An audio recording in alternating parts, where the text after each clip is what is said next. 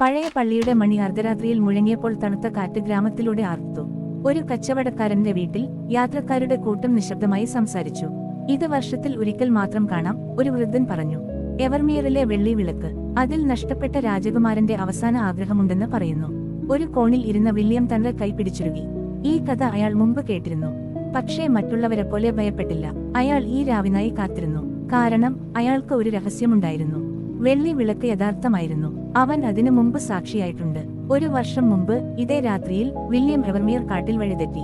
അപ്പോൾ മരങ്ങൾക്കിടയിൽ ഒരു വെളിച്ചം. വെള്ളി വിളക്ക് ആരോ അവനവസായി വഹിക്കുന്നതുപോലെ നീങ്ങുന്നു. അയാൾ അതിനെ പിന്തുടർന്നു. അപ്പോൾ കാറ്റ് അയാളുടെ പേര് ഉച്ചരിച്ചു, വില്യം. അയാൾ ഭയന്ന് ഓയിട്ടി. ഇന്ന് രാത്രി അയാൾ ഓടില്ല.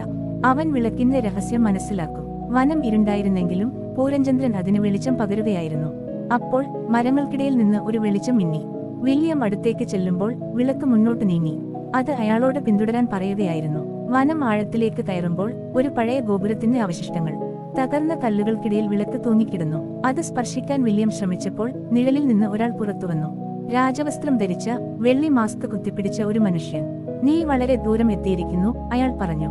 നിന്റെ ലക്ഷ്യം എന്ത്? എനിക്ക് സത്യം അറിയണം, വില്യം മറുപടി പറഞ്ഞു. വിളക്ക് തിളങ്ങുമ്പോൾ അതിനകത്തുനിന്ന് കാഴ്ചകൾ തെളിഞ്ഞു. തീപിടിച്ച ഒരു കോട്ട, രാത്രിയിൽ അപ്രത്യക്ഷനായ രാജകുമാരൻ. എന്റെ രാജ്യം രക്ഷിക്കാൻ ഞാൻ ആഗ്രഹിച്ചു, രാജകുമാരൻ പറഞ്ഞു. പക്ഷേ ഞാൻ ശപിക്കപ്പെട്ടു. നിങ്ങളെ മോചിപ്പിക്കാൻ ഒരു മാർഗമുണ്ടോ? വില്യം ചോദിച്ചു. ഉണ്ട്, എന്നാൽ അതിന് വിലയുണ്ട്.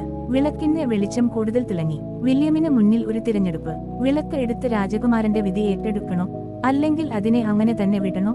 അയാൾ വിളക്കിന്റെ തണുത്ത കൈപ്പിടിയിൽ സ്പർശിച്ചു. ഒരു ദീർഘശ്വാസത്തോടെ അയാൾ തീരുമാനമെടുത്തു. പുലർച്ചെ ആയപ്പോഴേക്കും വിളക്ക് ഇല്ലാതായിരുന്നു. അതുപോലെ വില്യമും. ഗ്രാമവാസികൾ പറഞ്ഞത് ഒരു ആൺകുട്ടി മൂടൽമഞ്ഞിൽ അപ്രത്യക്ഷമായി. അടുത്ത അർദ്ധരാത്രിയിൽ എവർമിയർ കാട്ടിനുള്ളിൽ മരങ്ങൾക്കിടയിൽ ഒരു വെള്ളി വിളക്കിന്റെ മിന്നൽ വീണ്ടും തെളിഞ്ഞു. അടുത്ത